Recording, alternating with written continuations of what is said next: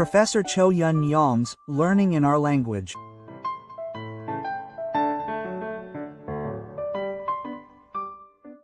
Our language is our culture. Is Korean difficult? This is a special feature on Damun화, where we learn the roots of our language twice a month, like a rainbow. Our Korean language written notice is Professor Cho-Yun, a Korean language education major at Kyunghee University, who is teaching us Learning in Our Language. Yes, Learning in Our Language is a vivid Korean culture project for married immigrant women, migrant workers, and international students living in Korea. Professor Cho-Yun-Yong is here for Learning in Our Language, Korean Language, and Culture Notice. Welcome. Hello, how are you? Nice to meet you. Yes, it's really nice to meet you. Oh, Professor, this is my first time greeting you. Yes, my name is Shin Aoi Sok, the producer who took over from producer Cho Jun-Yong. I'll see you soon. Yes, this is our first time doing a broadcast together, isn't it? Yes. So, since we're doing a new broadcast, I'll try to do it with a fresh mindset and fresh spirit and enjoy it even more. Yes. Since I'm working with Professor Cho Yun-Jun now, I've been revisiting the broadcasts he's been doing, and I've found that the content is incredibly helpful even for Koreans. And even though it's in Korean, there are many instances where I learn something new when the professor explains it. So, it was a really great project. Yes.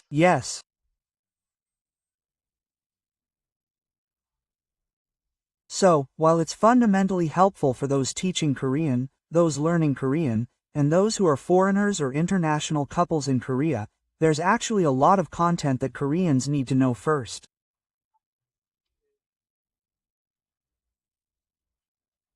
Yes. Many people who listen to it and say it's great. Yes. I think you'll feel even more rewarded when you hear those stories. I think it's better not to make things so difficult. Most of the topics I cover aren't difficult, so I'm broadcasting with the hope that you'll live a more enjoyable and deeper life while using our language. Yes. Oh, Professor Cho Yun-Jun majored in Korean education, but I majored in Korean literature as an undergraduate. Oh, I see. So it doesn't feel that different, but I'm going to spend some time with you today, savoring the Korean language again. I tend to ask a lot of questions during the broadcast, and since you majored in Korean literature, I have high expectations that your accuracy rate will be high. I feel like I've been talking nonsense, but I think listeners will probably react a lot after today's episode. You're a Korean language expert, so I think there might be something like that. Yes, that's right. Oh, I think I misspoke. So, you've been giving countless lectures with producer Jo Jun-Young, and today is already the 24th. Okay, what Korean words will we learn today? Actually, I titled today's episode Basic Korean, and we're going to learn a little more about basic Korean vocabulary. It might be more fun than you think. Oh, but the term basic vocabulary sounds a bit unfamiliar. If the word itself is basic vocabulary, what is it? What is memory? Oh, I think about that too. So, basically, we can now ask questions like this. So, even people majoring in Korean are confused because they keep confusing the terms basic and basic AOE. Quote, Basic and basic AOE seem to be different, but I'm not sure what the difference is. In English, it's sometimes just called basic. So, if it's written as basic vocabulary, you might think, isn't it the same? Yes. So, what's the difference between basic AOE and basic AOE here? Well, the very difficult basic AOE feels more like the groundwork, and basic AOE goes a little further than that. There's the word gap and the word bread. Are they both basic? Or are they both basic? Rice. I'm not just talking about common nouns. So, yes. Aren't they basic vocabulary? Of course, this is technical terminology, but basic AUE refers to our long-standing vocabulary. Oh, so a historical perspective is involved. Yes, those basic words are the basic vocabulary we use in our daily lives. Yes, yes, yes. So, if we say rice and bread, both can be considered basic words, but yes, bread isn't a basic word. It's a word that hasn't been around for very long. Oh, why is it bread? Right. So, the basic words should be considered pure Korean words. Yes. So among the contents we're covering today, not all of the basic words are pure Korean words. 2. Put it another way, there are words that we thought were basic words, but weren't. Why are those that aren't pure Korean words included in the concept of basic words? I'm going to talk about those things now. Wow. So, to explain this, you must have studied a lot and prepared to explain it easily. So where should we start? What are the basics? Now, if you think about it, what are the words in our language that are most likely to remain unchanged for a long time? You mentioned rice earlier, and, besides, night, hands, and feet are the most important. Those are words for the body. So, there are many words related to the body that still remain. Things like nose, right? Oh, eyes, nose, mouth, ears. Words like back, stomach, hands, feet, legs, and arms all have a lot of number-based words, right? Sino-Korean words don't actually have many of these. Rather, words that express concepts, thoughts, and technical terms often have a lot of Chinese characters, but the fewer Chinese characters, the more likely it is that our vocabulary is fundamental. Oh, so we had body-based words. What else? Or water, you know. That element, the word water, was important, and those words are what we call natural karma. Words that represent nature, sky, earth, wind, stars, moon, sun, right? Rain, snow, water. These words are mainly pure Korean words, so they are called native Korean words. So, those words were the same for a relatively long time, even in ancient times. Because they were pure Korean words. Yes. Today, I finished it very well. Since I'm also a Korean writer, it seems a little different, but, the arm bends inward, so you see it that way. Okay, then what if I add one more? Now words related to the body, and then words related to nature, right? And now, wouldn't there be words that express relationships? Oh, right, yes. In reality, words about family and relatives. Yes. So now father, mother, what about older sister, older brother, older sister? Oh, that too, uncle, oh, yes. Words like baby. Baby, those kinds of words, in most cases, native Korean words remain. So, when do we need native Korean? When comparing native Korean with other countries, we compare words that are similar to ours.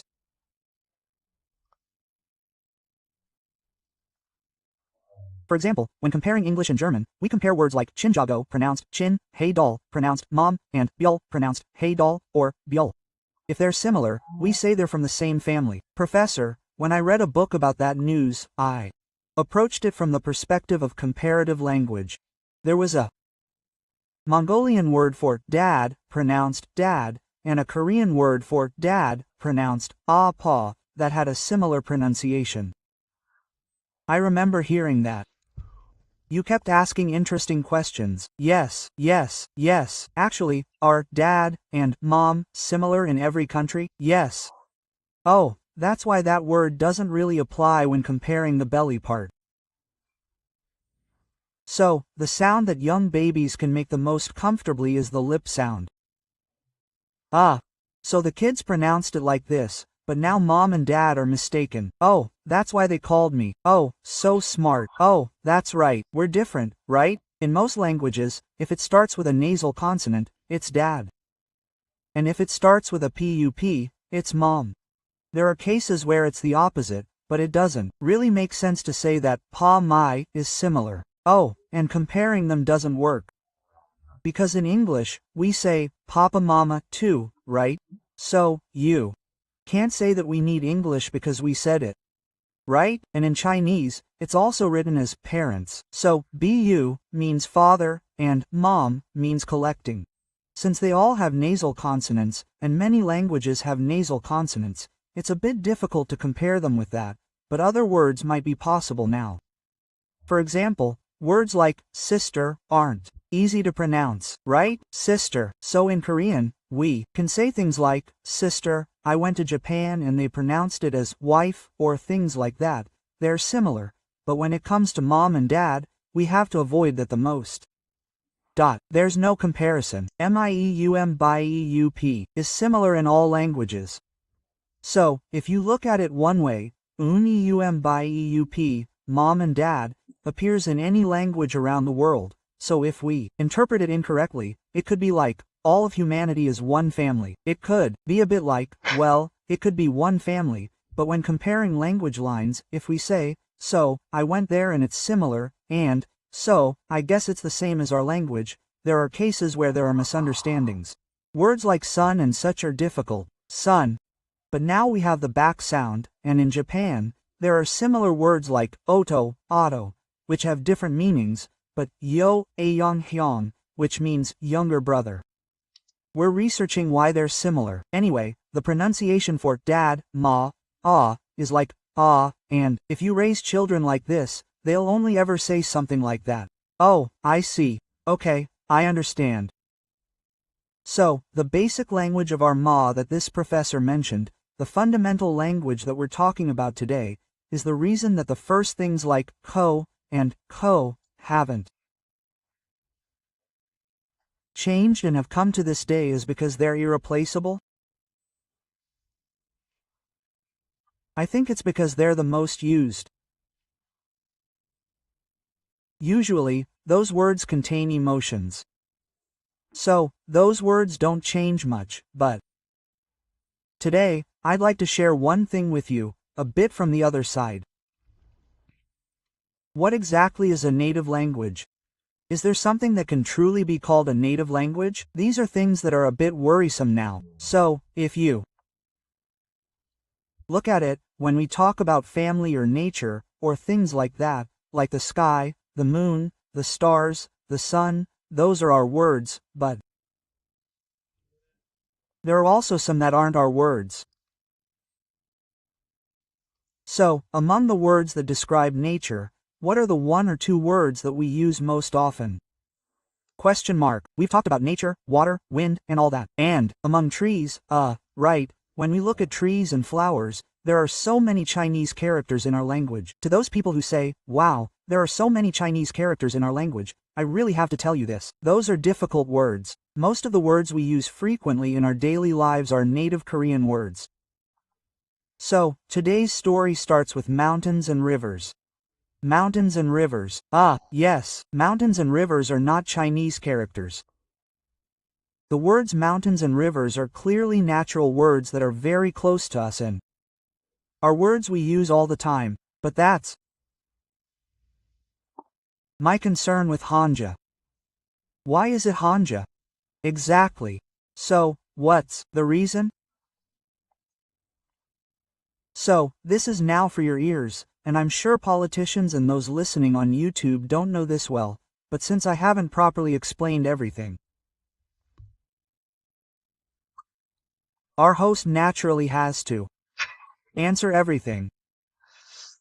So, I've had the feeling that our senior PD, Jo Jun-young, hasn't been answering everything correctly. That's now being revealed. He's just giving us clues, no content at all. So, it's like a training session.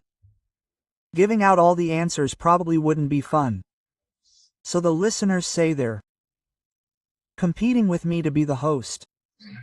They say they got it right, but the host didn't, or, surprisingly, the host got it right. They say they compete with each other like this, but the word for mountain is originally mason. In Korean, there's may. So, we have words like miri, echo, but actually, miri and synonym mountain climbing are a bit different.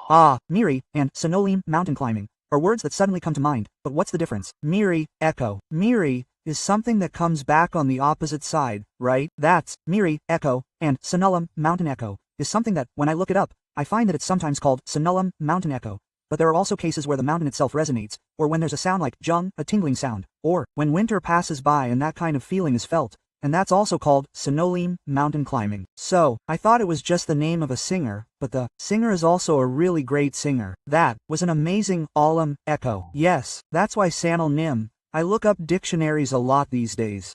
Yes, sanal nim. I need to look it up again, but when I looked it up before, it said that if an echo is mainly the sound that comes back when you say, ah, then a mountain echo is a ringing sound like a mountain echo. I remember seeing that. In any case, there is a pure Korean word for echo, mei.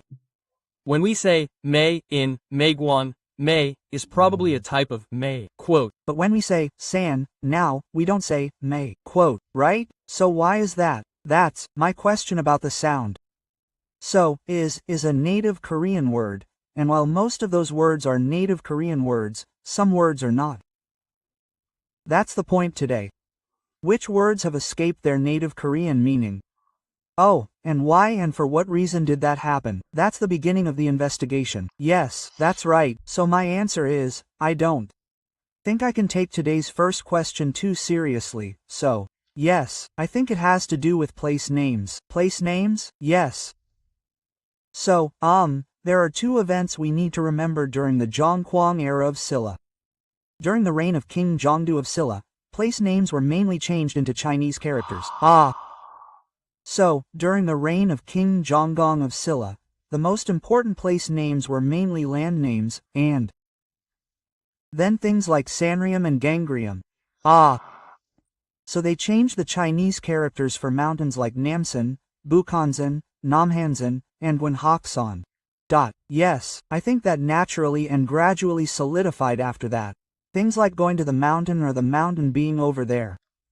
Yes, the second event was during the Japanese colonial era. Even during the Japanese colonial period, most of the smaller place names were changed to Chinese characters. Oh, in detail. Yes, so at that time, for example, Namsan, which we know now, yes.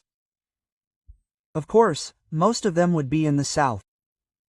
The mountain is in the south. So what was it usually called in pure Korean? What was it called in pure Korean? The word for nam was nam, nan. I don't know. But when interpreting the Chinese characters, nam is now interpreted as namryongnam, but the original interpretation was amnam, amnam. Right? It means in front. Quote, opnam, yes. So, buk is dwibik, bugbig. Originally, dwibik meant front, bug, and dwibik, bugbig was considered front, bug, and most mountains in the front were called Namsan, quote. So, Dwibik might not have had an original name. The name was, that mountain over there is called Apsan. There were many cases where the names Namsan were used because they were discussed like this.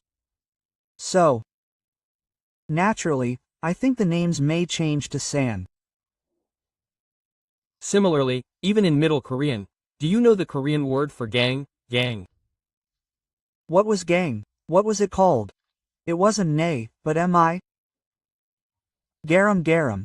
Good job. Well, garam. Oh, that was almost dangerous. Oh, that almost happened. Yes, garam. Yes, garam. So, the word garam has been used for a long time. Oh, I went to that elementary school near the Han River, so we used to call it Han garam. But those words have disappeared now. Gang. So, I think that too might have something to do with place names. So now, as it changed to something like, what river, Nakdong River, Duman River, Yungsheng River, and so on, I think going to the river, liking the river, didn't it change to something like this? Yes. I've heard a lot of content just now, but in the end, if you organize it, the basic Korean words have remained for a long time, and things like body language like eyes, nose, mouth, and natural vocabulary like wind and stars have remained, but for mountains and rivers, they are now written in Chinese characters and used a lot. I think it's probably because of the influence of place names. Yes. If you remember this content, I know that Professor Cho Yun always brings up amazing songs whenever he comes. Yes, shall we listen to some songs? But today we're talking about nature, so let's start with something related to nature. But I really like the singer Lee So Raw and her Lyrics are so poetic and nice, right? I usually like the song The Wind Blows, but today I'm going to sing The Wind is Furious. Yeah, oh, yeah. If you listen carefully to those lyrics, you'll think the lyrics are really good. Quote, Okay. Then, I'll listen to Lee So Ra's The Wind Blows, and then we'll talk more.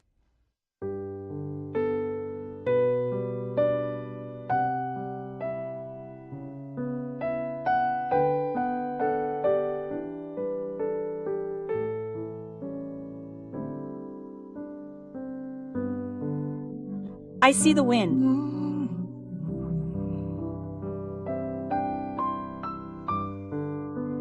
Aren't you dead?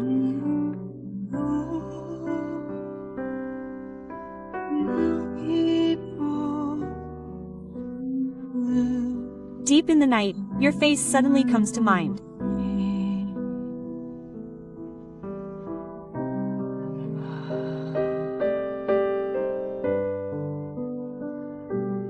Your heart races, your smile, your trembling voice.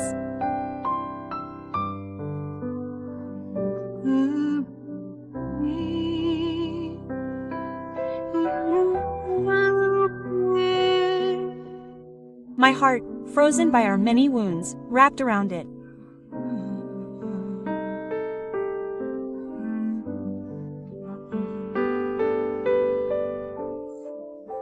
Living is a mysterious blessing.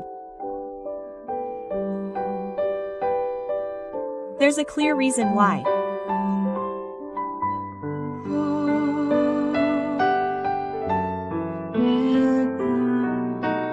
There's no one unnecessary in this world.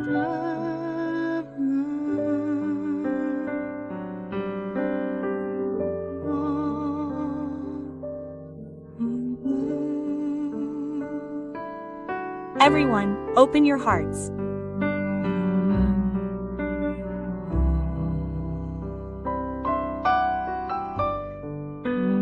And look at each other.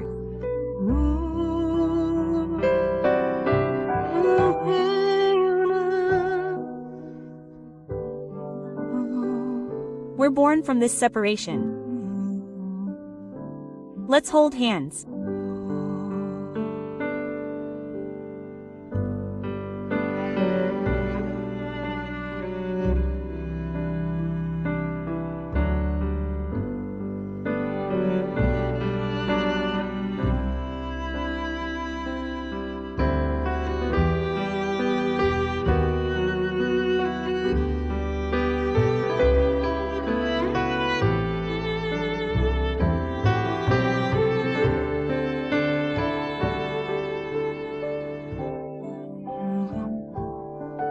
Living is a mysterious blessing. There's a clear reason why.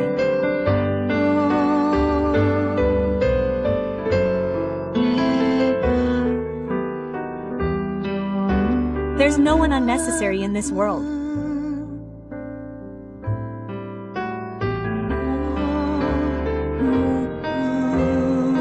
Everyone, open your hearts.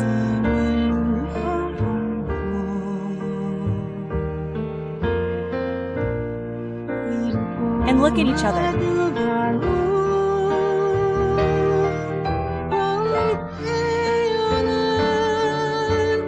We're born from this separation. Let's hold hands.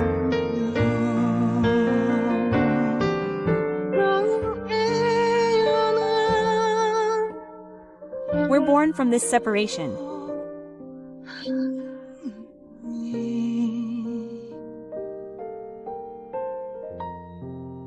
Let's hold hands.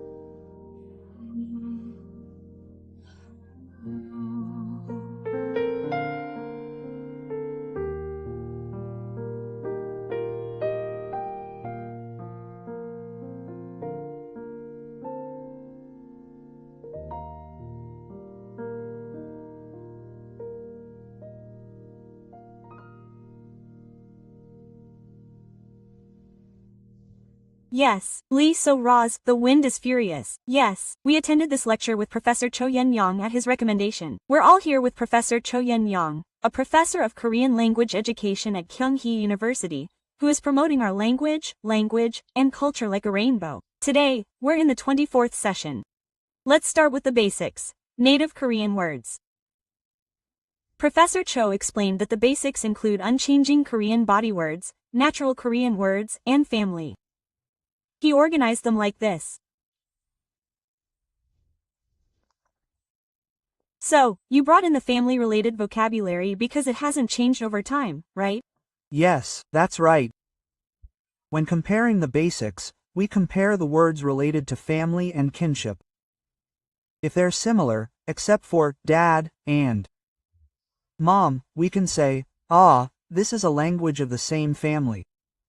Thinking back, there are words like ani, opa, and nuna, as well as ajushi and ajumchi. Quote, there's a wide variety, and even among them, there are some hidden Chinese characters. Oh, this is hung, so the most representative example is hung. Then there's dongsang. Dongsang is also a Chinese character. The word o-ra is purely Korean, and the words nui and dongsang can also be written as plain Korean words, but hung and dongsang are Chinese characters.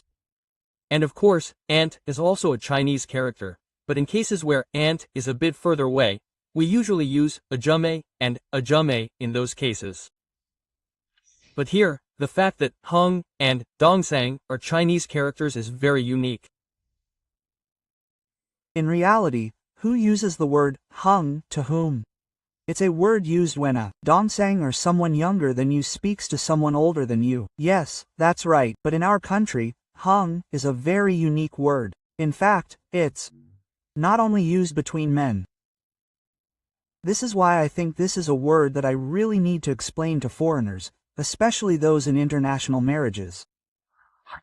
Oh, men don't use it, right? People make the mistake of thinking that only men use it. Oh, right, women use it too. That's right. They say hyungnim, hyungnim, right? So, when we say hyungnim, we don't usually say hung, but hyungnim, hyungnim, which is a dialect word for surname, is used in that way.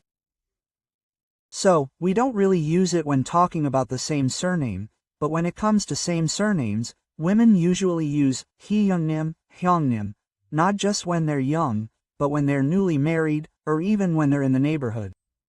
That's right. That's why I say that using hyungnim instead of iani is really funny, especially from a foreigner's perspective. Have you ever seen someone use hyungnim, hyungnim, instead of opa? Oh. That's right, yes. That opa, hyungnim, has a bit of an emotional connection, I guess. I think that's how it felt in the past. Oh, that could be true, right? So why, even now, there are many people who call their husbands oppa, brother. Yes, it feels like there's some kind of affection there. Yeah, so I think it played a role in dispelling that feeling. So, in the 70s and 80s, there were quite a few cases of female juniors calling male seniors hung, older brother, and even broadcasting stations and newspapers doing the same. So, hung can be seen as a rather unique word. Dongsang, younger brother, is even more unique. How, you could say, dongsang, younger brother, is the strangest word in the world. Oh, so, what's the English translation for dongsang, younger brother? Isn't it dongsang, younger brother, or sister, younger brother? There's no word to translate that. Oh, in most languages, we ask, do you have a younger brother? I have a younger brother. I have a younger brother. If you ask that question, there's no English translation for the question of having a younger brother. Sister, what's this weird example? In most languages, sis means younger sibling. We can't translate this phrase, I have two younger siblings. Quote, the reason is that in most languages, there's a distinction between younger brothers and younger sisters, or, in fact, in words like brother and sister, there's no such word as younger sibling, right? Yes, it means brother, just like that. So, to put it simply, we have four types of siblings: older brother, older sister, and older brother. There are four types of siblings above, but there's only younger siblings below. Oh, that's so interesting. Why is that? It could mean, if you want to put it bluntly, that the older ones were considered important and the younger ones weren't. If you considered them important, you divide them. If you considered them important, you divide them. So, usually, siblings on your father's side are divided, and siblings on your mother's side aren't divided much. That uncle, maternal uncle, then it's just one, but mom's. So whether it's an older or younger brother, he's a maternal uncle, right? But father is different. So there's no difference between the eldest uncle, the youngest uncle, and the youngest child, the third cousin, but isn't there a difference between the eldest uncle and the youngest uncle in terms of whether they are the father's older or younger brother? Question mark. Oh, so the word hung or dongsang isn't a rank word in our language, but a very unique word. It's a word that can be explained like that. Yes, okay, so today I'm talking about basic vocabulary with Professor Cho Yun-jun, and before I knew it, it's time to finish. Oh, I see. It was so interesting that I didn't realize the time was short. Yes, this is about the basics. So next time we'll go a little deeper, but I'm a little scared. Don't be afraid, and I'm sure there will be more interesting things to say. Later, if I get the chance, I wanted to tell you about my uncle's story among the relatives today. Uncle is also a Chinese character, right? Yes, I'll tell you the secret of my third cousin later, if I get the chance. Yes. And we were joined today by Professor Cho Yun, who has shown his professional side while building anticipation for the next episode. Now, Professor Cho Yun's Learning in Korean project, a vivid understanding of Korean culture through Korean, is a project that benefits not only married immigrant women, migrant workers, international students, and even Koreans living in Korea. We'll end here for today. Professor, please make sure to recommend something. Is that Daeyeon K-pop group Demon Hunters that's so popular these days? There's a boy group that appears in it. Do you know their name? Ah, Lion Boys. Yes, Lion Boys. Actually, that's a really fun name. What does Saja mean? Lion. Oh, lion. Oh. Yeah, and there's also the dead lion, Saja. Yeah.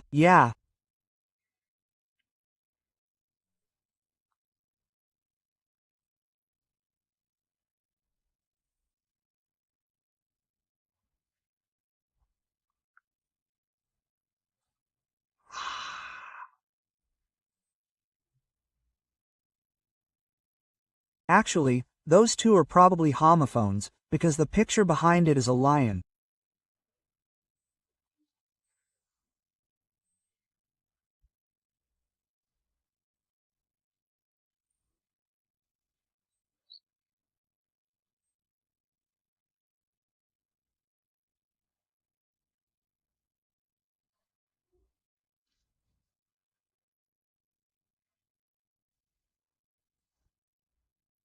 There's the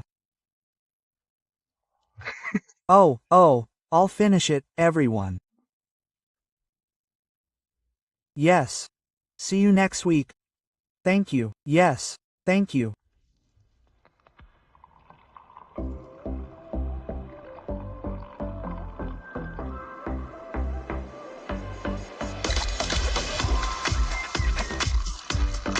Hey.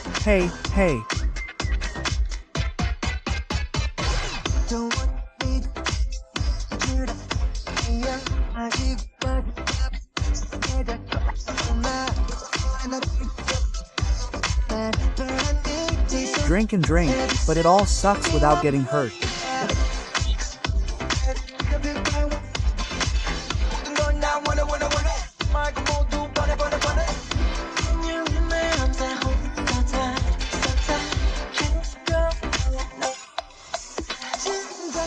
There's no time right now.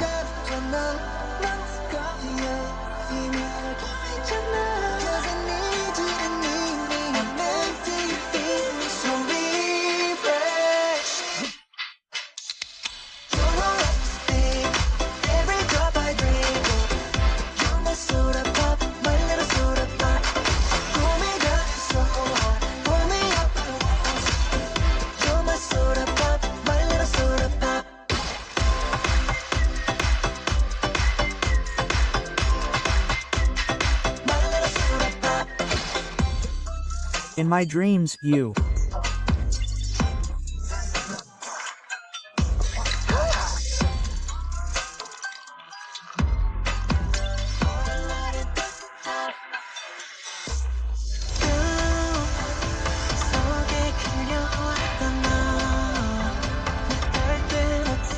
I can never hit you.